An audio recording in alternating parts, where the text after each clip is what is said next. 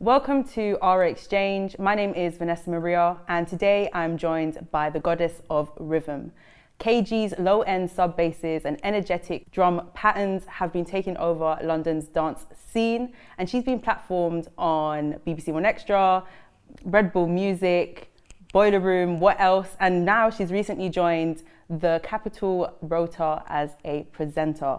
KG, how are you doing? I'm good. How are you? I'm good. How's your energy today? I'm feeling good, you know. It's just nice to sit with you to do something like this. Like, it's an honor to have you. It's been a long year.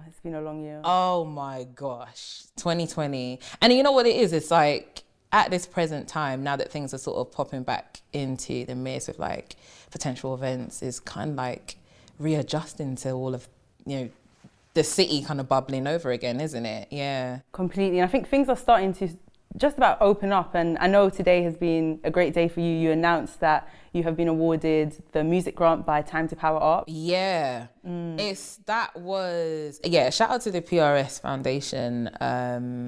Literally, I'm one of 40 participants for the program that's designed to sort of tackle anti-black racism in the music sector, and also racial disparities in the music industry. So we are like a cohort of 30. It's a mixture of music creators and black executives here to network. They've also funded our activities. This funding will actually help me prepare for like my forthcoming album that I will release in a year or so. So yeah, the cash injection is amazing, but just being integrated into a network full of other black creatives. I think this is like the first thing that's really that I've really been involved in that I can see would really, really help me leverage all that I've managed to accomplish so far. So yeah, I'm excited. I'm gassed. I'm gassed for you. It's like a new community that you're being part of, and yeah, exactly. And through that, you're being able to make new music, as you said, an album. And I know you just released Coco featuring Mista Silva off Black Acre, and you had, I'm a piano vibes going on. What can we expect from the new album? Do you know what? I feel like with this evidently having the support now, the financial support and the backing and a great team and label as well, I think I can really go deeper into my artistry. So that's the thing, like I'm singing on Coco, I'm kind of stepping out of that producer DJ bracket, obviously channeling those two energies as well, but going more down that record making route. And I really feel like an album would be the next step up from that as well. It'll be my first official one. So yeah, I need to, I'm gonna have to deliver, girl, because whoa, the first one can't be a bomb. Yeah, so it's exciting. Pretty much. It's exciting, absolutely, and definitely marks sort of the next stage in my career trajectory. This is like a point in my musical career, or aspirations, I should say, that I've been meaning to work towards for a very long time, but didn't have the means to do so, or the team to help in order to get me there. So now I feel like all of the places are, all of like the, what they call it, all of the pieces are kind of fitting into the puzzle now. It's all aligning, it's all coming together. Yeah. Oh, how would you describe then like your production style over the years, and how has it changed? Because I know you've released 3 EPs, you have KG, Sensei, and I also had a project on Hyperdub, so the Touch EP, that was a collaboration with myself and Scratcha DVA, and also we went on to build sort of like the Bootleg Classics EP as well. So yeah, spot projects here and there from like from that moment I came back into music in 2018, and really was kind of reintroducing myself to like the newer generation of DJs and radio presenters, but also reconnecting with like the audience that I'd established from like decades ago. So I even feel like from that point in the 3 years, my production level has probably, it's just evolved. Coming back into music and becoming accustomed to new things, new people, new networks, and just new sounds, really. And I'm from that era where, with UK Funky being at its peak, I guess with 2009, like the classic era, your Deneo, your Apple, DJ Perempe, that sort of glossy era of UK funky. There were records happening there, but there were also really solid instrumentals too. So that was all that I was trying to do. Make beats, be seen, get on the scene, stay on the scene. So now in comparison from then to now, it's like, now we're in record making format. So working with artists, getting back into my working with artists mode, as well as being one myself too. So I'd say that's probably, the majority. Yeah, I'd say that's probably the most change that's sort of taken place in terms of like how I approach my music now. There's a difference between being a beat maker and being a producer. Yeah, exactly. It's levels to it, you know, like creating enough space so the vocal can do its thing. Whereas the beat making, this is like one format or approach to music making that I've been used to, which is you're in your own head, really. I can do a madness from top to tail and there's no vocal wear, like the beat is doing what it needs to do. But with the records, it's been a learning experience for me, leaving room and structuring and formatting, which has been great. It's been a challenge, but it's been great to kind of go down that route, because ideally that's always what I've really wanted to do. I just didn't get to do it years ago. So yeah, I'm at that point now. Sounds like a holistic process. There's a lot of elements to it. Is there like a ritual that you go through? Do you have any like spiritual rituals, or is it just you're in your studio and you're making, or is it like you need a little cigarette? Like some people would do different things. Oh yeah. Do you know what? It depends. Like, you know, water, everyone. Yes, please. I'm responsible. But yeah, if the vibe is right, create a vibe. Like my music, I feel like I've always wanted my music to evoke emotion.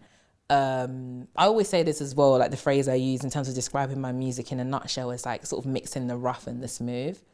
So there's always like a heavy melodic bass, but my goal is to make everyone move, whatever tempo it is. Do you know what I mean? So I feel like if I'm not provoked in the studio and I'm not moving, or there's no goosebumps, if I'm not, I got my little cut, if I'm not dancing, the tune's dead.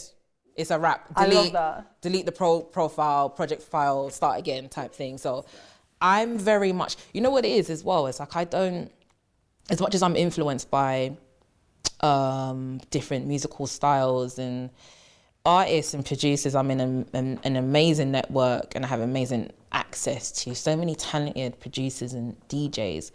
But the thing is, that's all secondary. Like I have to fall in love with my sound first in order for me to put it out. I'm very much dictated by how my own music makes me feel. Mm-hmm.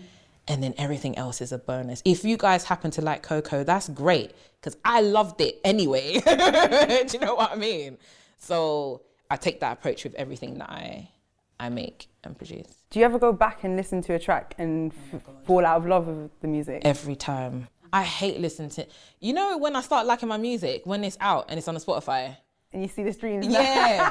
I hate everything. I hate it. When I make it, because when I make music, I fall in love with it so much. I listen to it every day. I listen to it on the commute. And there's actually a way to, you know, I've been listening to other producers and how they sort of deal with it and kind of, it was actually Jubilee, DJ Jubilee from NYC. She said that she finds it hard to mesh her music with, you know, stuff from other artists when she's listening to a playlist. And also other DJs that always say this, like, how do we draw a line in between being overcritical to your own sound, take a moment to kind of step away, maybe go into another room, play it from another room, so you disassociate yourself from the production process, so you can actually feel like you're listening to your own music, but someone else made it, if that makes sense. Because I feel like as creators, we are overly critical. So I'm learning how to disassociate. Like I would probably not, I tried my hardest with this EP, but it failed. I was listening to every track every single day, so I got really bored. I'm already bored of the EP that's not out yet. But it gets like that. Yeah, it gets like that, yeah. But I try to disassociate from what I've made, so I'm not over critiquing. And I've done that before and it has helped. I would make something and like, right, laptop shut, I'm never gonna listen to that song again until it's released.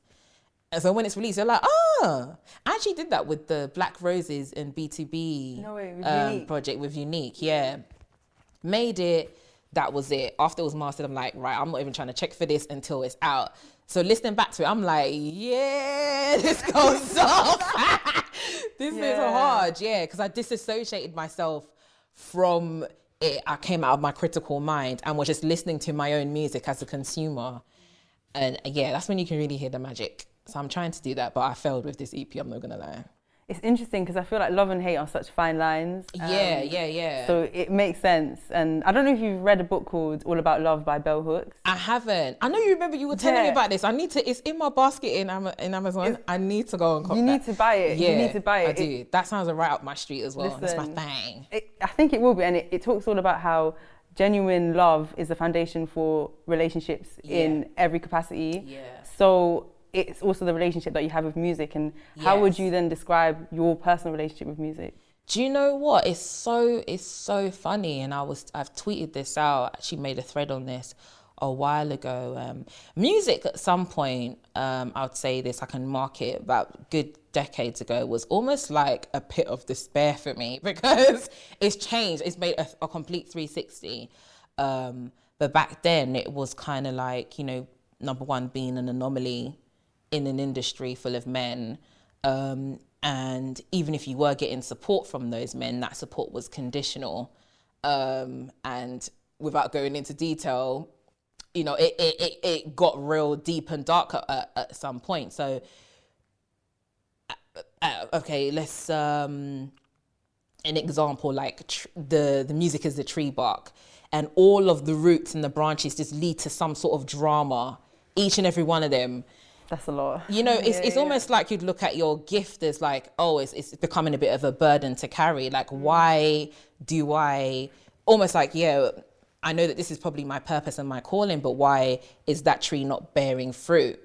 So music to me was like, I love doing it, but people are making me hate this thing, this skill that I have. I'm not able to fully engross myself in my art form. So coming back and going into therapy and, you know, talking to like counselors and stuff. And they were like, now that you're back and you're sort of renewed and you've done the work, it's great because you've sort of made peace with the fact that this is how you felt about this, but you've fallen back in love with your calling and your purpose. And actually, now music is more a source of your healing. So this is why I had to sort of draw a line between subjectivity and depending so much on audience opinion, because it's great. I'm so happy that I get so much support. It's really overwhelming. I know a lot of people just say, oh, by default, I'm saying, thank you, babes, thank you, hon, thank you, sis, 1,000 times a day. But I really mean it because I've never had that type of support before. And all of that is amazing. But then in general, the core point for me and what's kind of restored that love towards music is that it being a major source of my healing, because I've kind of reckoned with it, but it's like a renewed approach to my gift, if that makes sense now. So yeah, it's like kind of, yeah, entering a relationship that you once, you had a major long break, went and did some work, and then come back to the relationship better, brand new. You're ready to go. You're ready to go. Yeah. So that's where I'm at with music right now. It's just a personal, it's an emotional thing. That's what I'm saying. I'm sensitive about my stuff, you know. This is not a game to me. It's not just like I work hard. Like I'm really attached to my craft. So it's important for you to be connected to it and love doing it, regardless of what anyone thinks or what anyone says. So yeah, definitely a renewed love for music, because it really wasn't the case before. It's really beautiful to hear you like articulate that, you know. I can feel the passion. Because it happens. There's a lot of artists that one thing I didn't want to do once coming back is just stay in that energy of like being jaded, because it's so easy to do that. And sometimes, I will waffle in and out, because the music industry is difficult. Don't be fooled by the highlight reel. It gets a bit much sometimes, you know, with certain individuals and different personalities and different energies meshing all the time, and you're absorbing other people's opinions about your work that you've pushed out of your womb and given it to the world, and people are there critiquing it with a fine comb. It's very exposing, but no, I can say I'm very grateful to at least be at that stage where I can remain optimistic, even if I was to stray away at some point and feel a bit down about it. But then, yeah, 9 times out of 10, I am very optimistic because I'm just connected to my work, and everything else is just secondary around that. I think you're like one of my favourite musicians, but also my favourite humans. Oh, Ness! No, and that's on... You're mine, though, seriously. I was so gassed when they told me that you were going to do this interview. I was like, well, who else? Who else? And I just feel like your energy is so contagious in real life, but also online, on Twitter, you are tweeting. And one of the things that I've really noticed is how passionate and how loving you are in the community that we have forged online. Yeah. And I feel like that is something that people talk about all the time when people mention your name, KG, that, oh, do you know what, she's been supporting me from day, do you know what I'm saying? Yeah. So what does community mean to you? Community is so important. The reason why I'm like that as well is because I vowed to never become, I didn't want to come up in the game and complain about gatekeepers and then get to a certain point in my career and then become one. It really just, it's redundant. It removes and kills everything that I stand for. And whereas I was in a position, again, when we go back to music being a point of despair for me, I didn't have community. It was me trying to forge relationships with people that were self-serving. Their help, again, was a transactional only. There wasn't any realness to it. So being let down consistently when you're open and giving person, that was just my reality at the time. And even though the music out there, the music was coming at full throttle, Feeling Funky is like 10 years old. People don't really know that. It's a 10-year-old song. The time that was made, I went through so much with that song at that time. And even though, you had people that sort of believed in you and in your craft, but it was just temporary. Again, it was just self-serving. When people come to you, they're helping you to help themselves. Yeah. They're not necessarily for you, they're for what you're for. So when you stop popping, it's like, oh, I'm over you now. Who's the next girl that I can latch onto so I can absorb their light as well? And that was just the thing. That's all I can remember from that time.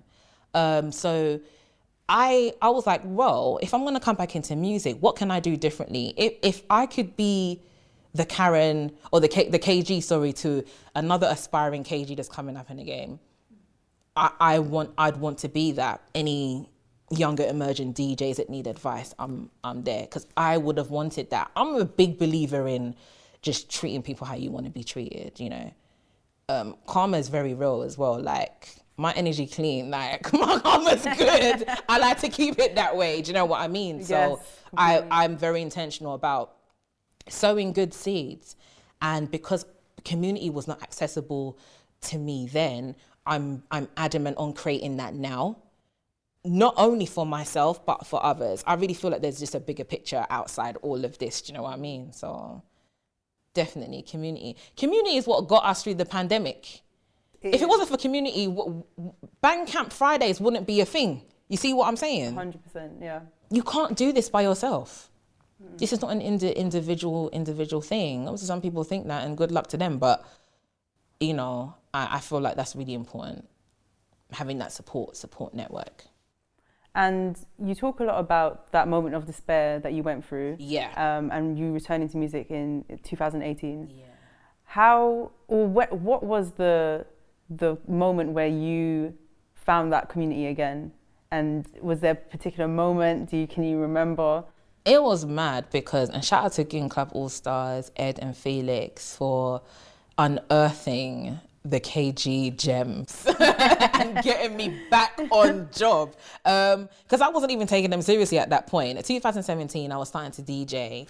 So I was like, oh, I want to DJ. I've been producing longer than I have been DJing. It'll probably be the 3rd or 4th year that I've been DJing now. I read somewhere that you started at 8 years old. Production, yes. I was programming. I was programming and on music softwares from 8. Production's my bag. But DJing, literally, it was literally off the back of Goon Club Allstars. So Felix was like, right, okay, so we're going to re-release 808 Midnight. By the way, can you DJ? And I was just like, no, like, do I have to? I'm a producer, okay? But it was like, I was like, no, but I can learn. This was like a couple months before. Oh, mad, yeah. But I'd been DJing a little bit. I wasn't great. I was still clanging, but the clingity clang. Yeah, clingity clang. Put a couple tunes together. But they were like, oh, okay. I said to them, yeah, I can put some tunes together. It's cool. And they were like, okay, good, because we're gonna do like an introductory show to you on Rinse FM. And I was like, wait, what? My first set's gonna be on Rinse FM in January 2018. So from that moment, I was like, oh, it's go time.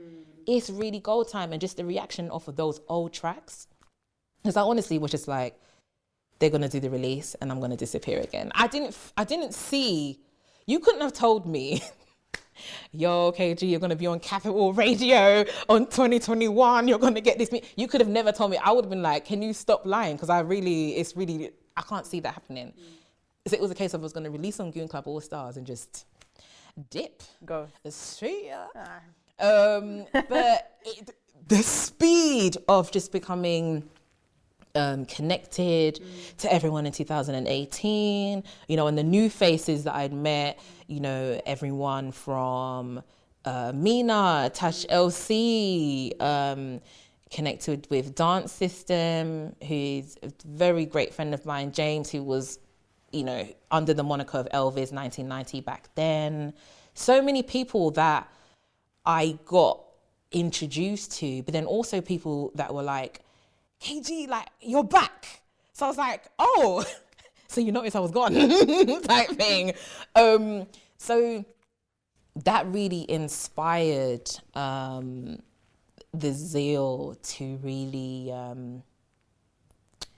I looked at music differently, like, oh my God, there's potential that this could get me back into radio. There's potential that I could really finish off what I've started, because I was just so worn out.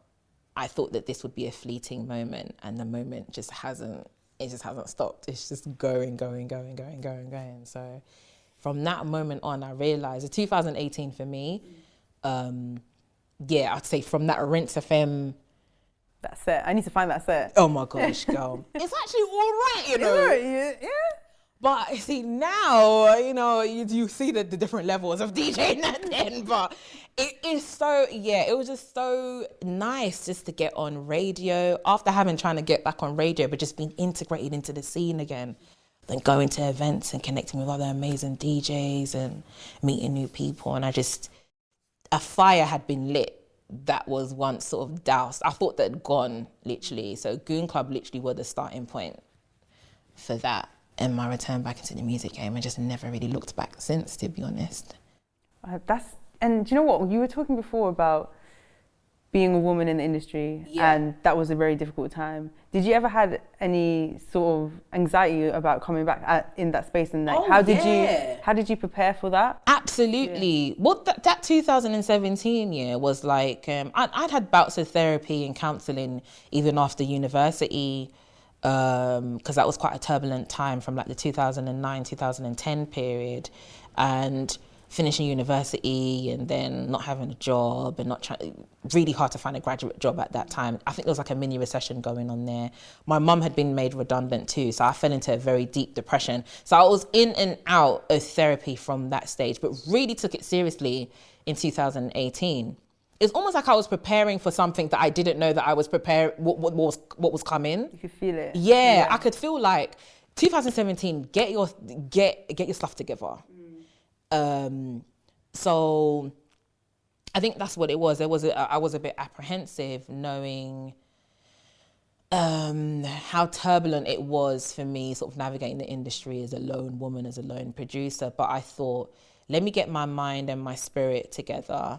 And also at the point as well, you build resilience and your thicker skin, but it's like... you know. Yeah, you know what I'm saying? It's like instinctively, you know that, okay, if anybody calls me to do this, I need to make sure it's a safer space. But coming back in, it's like, there were so many safer spaces. established, that's what I think really remove that apprehension away.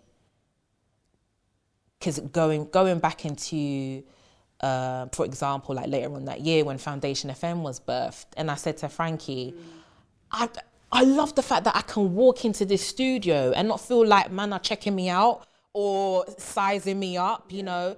It's just a station full of amazing women built by women. It's like, I needed this 23-year-old KG needed something like this, you know what I mean? But it's so beautiful to experience this in my 30s and know that, wow, at this point I can really fully take advantage and know that there are sort of safer spaces evolving.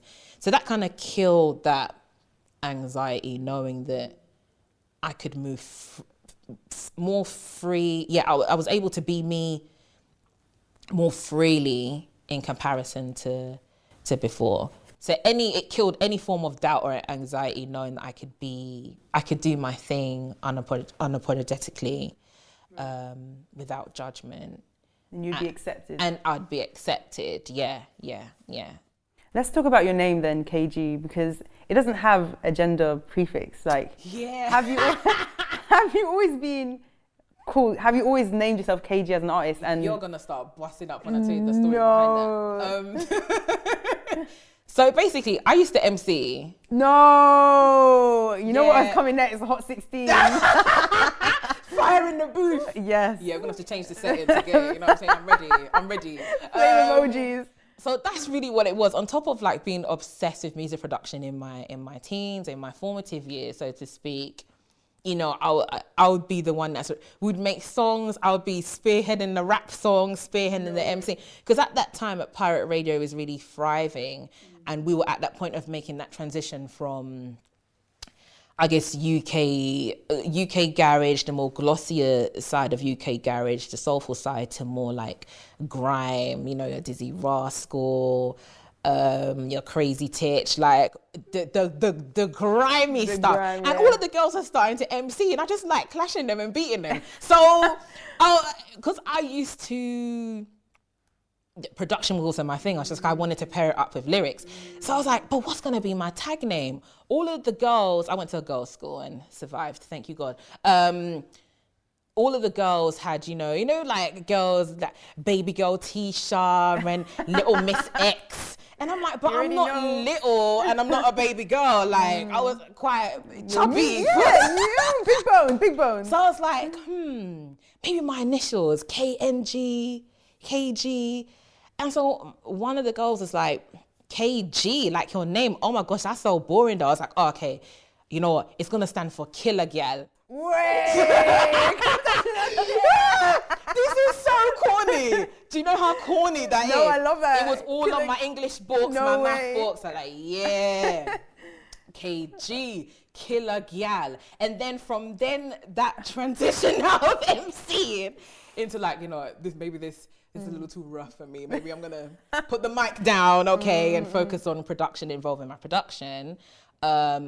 Into the college stage and the university stage, I then rebranded as KG the Phenomenon.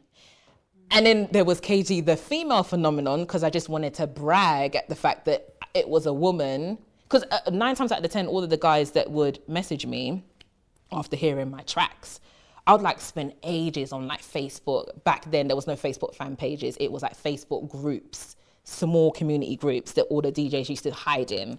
I'd be like sending all my tracks to all these men, and they'll be like, yo, bruv, yo, this tune is mad. And I'll be like, babes, I'm a girl. So yeah, literally I'd evolved through the times, and outside of just calling myself KG, or it was Miss KG. Some people still call me that now. KG Female Phenomenon, KG the Phenomenon. But obviously, it's such a tongue twister, innit? Yeah. So yeah, eventually I just shedded all that and just stuck with KG. What was your go-to bars? She can't put me on the. Where's the instrumental? You can't be putting me on the spot like that. You need to give me the beat. And I need to find that lyric book, you know. I was actually all right. You were all right? Okay. Yeah, I was all right. Yeah. Because, you know, back then as well, what was common, we had, you know, TV was a thing. People actually used to watch TV, and we had like Channel U, which sort of was the hub for all of the grime MCs and grime artists. So, you know, at that time, I think Lioness was pretty much at the forefront. I loved every girl that was spitting like a man. To me, that was so empowering because no one was producing. So the nearest thing that I could see myself was another black girl in a cypher full of mandem, killing every one of them. So that was what I was aspiring towards. So it'd be Lioness, Shiesty.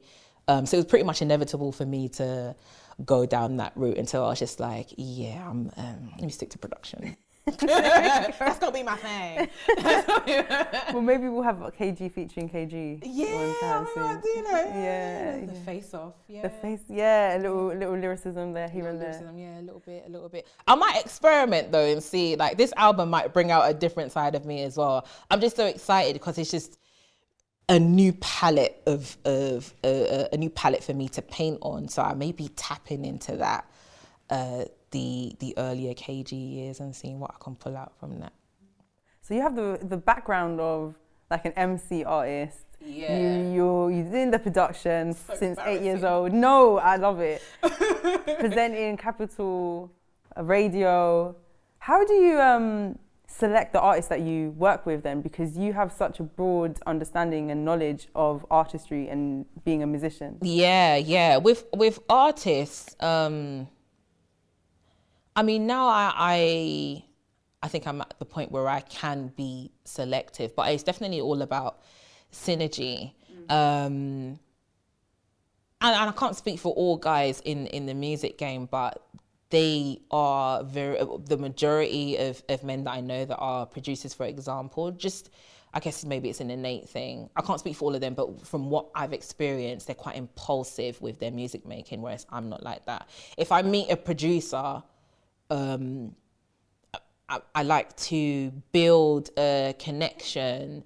The first studio session may just be us vibing. We may not even make something, but the next one that you come through to, oh, it's game over. I'm on a MIDI keyboard where we're building a project together. Do you know what I mean? It's like it's a process for me. It's just having that, I guess you can say, kind of vetting and see what their vibe is saying before you really go down that production process. Sometimes on a whim, I just throw it out there. You know, they could be like, oh, I'm feeling your vibe, I've got this. Maybe we can align, blah, blah, blah. But even still, I guard my creative space so much. I hate rushing into stuff. So I'm doing less of that now as opposed to maybe a couple of years ago. Like someone could call me up or message me on Facebook, yo sis, I got this. I'm like, oh yeah, cool, I'll send you a demo tomorrow, and then nothing will come of the demo. So yeah, there's a method to my madness in that sense, where there are some artists that I do really admire, but I also believe in divine timing as well. I hate forcing stuff. And for me, I've seen it manifest so many times that, for example, Mr. Silva, I've known him for 10 years. We have been in the studio at that time in 2011, 2012. Just couldn't catch a vibe. You see what I'm saying? It was the wrong timing. Now, the studio vibes was crazy, astronomical, because it's the right time. So I really believe in intention and just allowing sort of time to take course and having those connections, but really getting in when it's the right time, definitely, and not forcing anything. Everything has to be organic. I completely agree with that. It has to feel right, and the genuine, authentic connection with someone. You can sense it, you can feel it. Exactly, you can feel. That's the thing. This is why I'm so nitpicky, because you can really, even that, you can hear the synergy between those two artists. You can really know if they gel with each other from the finished product, and it's not anything that I'd like to force. Because I have gotten to that point in the stage of my whole career span where music felt like a chore, and I'm really not trying to go back to that right now. So yeah, someone could say, oh, okay, like even recently, yo, okay, we want to work together. I'm like, yeah, we will, love your stuff. When the time is right, the time is right. Completely. Yeah. It's like God's plan. It's like, yeah, let it flow. It's like you can't, I'm not going to be sending you stems like in the next hour. I'll be like, you gotta let it be. It's all love, yeah, but let a sister warm up to you first. You know what I mean? I completely, and you know what? It's that idea of like, what's meant for you will never miss you. You know. Absolutely. Why are we rushing? Why are we rushing? I know some people will say, but we just had a global pandemic. But I understand that. Obviously, time is of the essence. But what's really for you won't pass you by. Trust me. Mm-hmm. Like, for me, I really thought that a lot of amazing things that I'm experiencing now were inaccessible to me. And I'm literally a walking testament to that. You know, what is really for you will wait for you until you get your stuff together so you can fully bask in it. You know, so. Because if you're not ready for it, you can't. If you're not ready for it, you're going to probably abuse it, you know, so, yeah. So what would you tell your 16-year-old self? Stop MCing because this is not working out, girl. Okay? This Kill a gal. The way. Kill a gal. Go see your ass somewhere. Go sit down somewhere. But, oh gosh, what would I tell my 16-year-old self?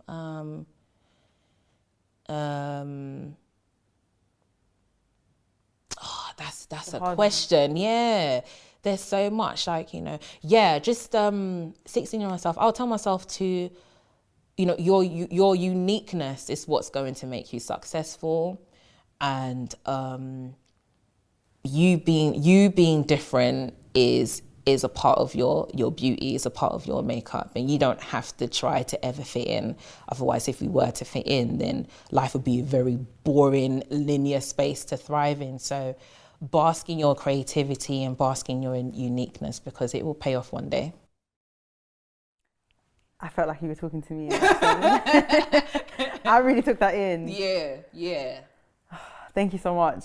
Thank you. This has been great. You know, we can definitely do 8 hours of this, boy. So you're going to have to wrap it up, girl, because... No, but thank you so much. Honestly, this has been great. Very, what's the word? Cathartic. Purging. I feel like I've healed with you, and I feel like I'm on your... We've got the plants, you know what I mean? You know, yeah. Just so zen right now. Yeah, no, I appreciate it, hon. Thank you. No, honestly, thank you so much. And you're such an inspiration to me, and you've always been supporting me from the very beginning. So it feels so nice to be joining you in this moment, and I'm excited to see you soar. Thank you, girl. Always love for you, man. Trust me. Yeah.